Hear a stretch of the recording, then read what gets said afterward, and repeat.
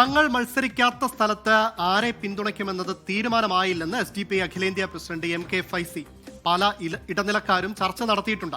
മറ്റാരുടെയോ പ്രീതി പിടിച്ചുപറ്റാനാണ് മുന്നണികൾ SDPIയെ കൂടെ കൂട്ടാത്തത്. ഇടതു വലതു നേതാക്കൾ SDPI വോട്ട് വേണ്ടെന്ന് പറയുന്നില്ല എന്നും MK ഫൈസി പറഞ്ഞു. പിണറായി സർക്കാർ പരാജയമെന്ന വിലയിരുത്തലല്ല ഇല്ലെന്നും സംസ്ഥാനത്ത് ഭരണവിരുദ്ധ വികാരമില്ലെന്നും MK ഫൈസി 24നോട് പറഞ്ഞു. ഒരു പക്ഷേ അത് മറ്റാരുടെയെങ്കിലും പ്രീതി സമ്പാദിക്കാനോ അല്ലെങ്കിൽ അനിഷ്ടം സമ്പാദിക്കാതിരിക്കാനോ ഉള്ള ഒരു നിലപാടായിട്ട് മാത്രമേ ഞങ്ങൾക്കതിനെ കാണാൻ സാധിക്കൂ. CPMന്റെ നേതാക്കൾക്കുള്ള സമീപനം ഏത് രീതിയിലാണ്? മുഖ്യമന്ത്രിയോട് ആവർത്തിച്ച് ചോദിക്കുന്നുണ്ട് SDPIയുടെ വോട്ട് വാങ്ങുമോന്നോ ഇല്ല എന്നോ മുഖ്യമന്ത്രി പറയുന്നില്ല. അതേസമയം SDPIയുടെ വോട്ട് വേണ്ട എന്ന് അദ്ദേഹം പറയുന്നില്ല. ഇപ്പോൾ രണ്ട് ടേം ഭരണം പൂർത്തിയാക്കുന്നു, മൂന്നാമത്തെ ടേമിലേക്ക് കടക്കുകയാണ്. ഈ ഭരണത്തെ സംബന്ധിച്ച് SDPIയുടെ വിലയിരുത്തൽ എന്താണ്? ഭരണം മാറണമെന്നൊരു കാഴ്ചപ്പാടുണ്ടോ? ഇത് തുടർന്നോട്ടെ എന്നാണോ കാഴ്ചപ്പാട്? തെരഞ്ഞെടുപ്പിനെ നേരിടുമ്പോൾ അതിനെ സംബന്ധിച്ചൊരു ധാരണയായിട്ടില്ലേ? ഇടതുപക്ഷ നേതാക്കന്മാർ SDPIയുടെ വോട്ട് വേണ്ട എന്ന് പറയുന്നില്ല. അത് ODFന്റെ നേതാക്കന്മാരും പറയുന്നില്ല.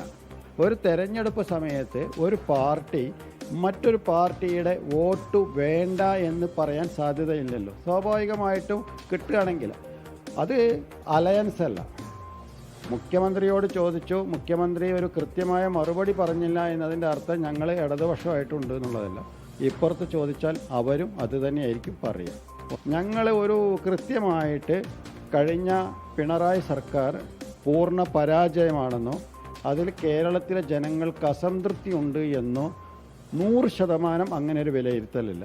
ഒരുപാട് വിഷയങ്ങളിൽ വിയോജിപ്പുണ്ട്, ഒരുപാട് വിഷയങ്ങളിൽ യോജിപ്പുണ്ട്. ഒരു കൃത്യമായ ഭരണവിരുദ്ധ വികാരം എന്ന രീതിയിൽ പറയാൻ കഴിയില്ല.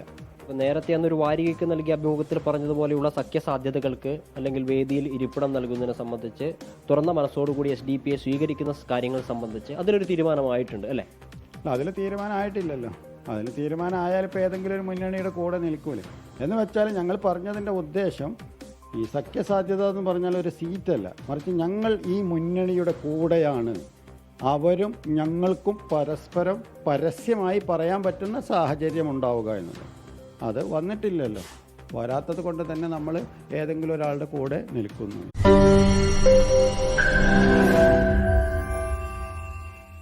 ലോകത്തെവിടെയായാലും ഏത് സമയത്തും 24 വാർത്തകളും ഓഗ്മെന്റഡ് റിയാലിറ്റി പാക്കേജുകളും എക്സ്പ്ലെയിനറുകളും വിശദമായി കാണാൻ ഞങ്ങളുടെ YouTube ചാനൽ നിങ്ങൾക്ക് സബ്സ്ക്രൈബ് ചെയ്യാം.